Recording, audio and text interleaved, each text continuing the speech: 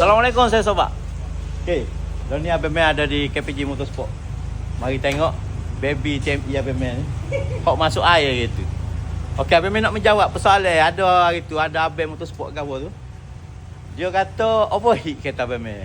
Tapi bukan overheat. Memang masuk air. Memang masuk air. Dia kata masuk air ikut apa minyak hitam tu tak. Memang masuk air. So masuk air dekat exhaust tebu tu. Jadi hasil dia inilah hasil dia.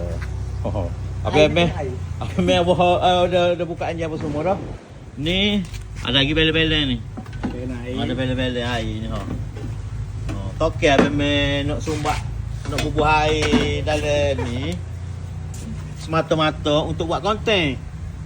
Tak mungkin lah. Lepas tu kalau tengok cam tu karak lah gitu. Ni dah cuci lah.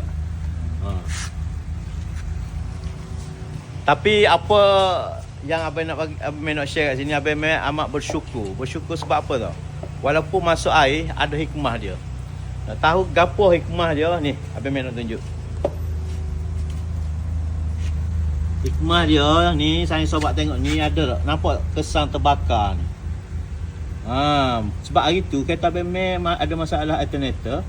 So wire ada shock kat sini, macam mana tahu? Dia terbakar kat sini kan. Dah lah terbakar satu hari. Hitam, nampak hitam ni. Dan ni adalah intake pucau minyak ni. Ni wajah masuk minyak ni. Ni Ni dek ni injektor. Kalau lah tak masuk air, Abang Man rasa Abang Man naik main api boleh terbakar geng satu kereta. So situ hikmah dia. Walaupun ada hujan, mesti ada hikmah dia. Itulah hikmah dia. Kedok api dengan satu kereta tu. Okay, stay tune guys. Kita tengok apa progress next. Abang Man buat content next. Okay, stay tune guys. Assalamualaikum.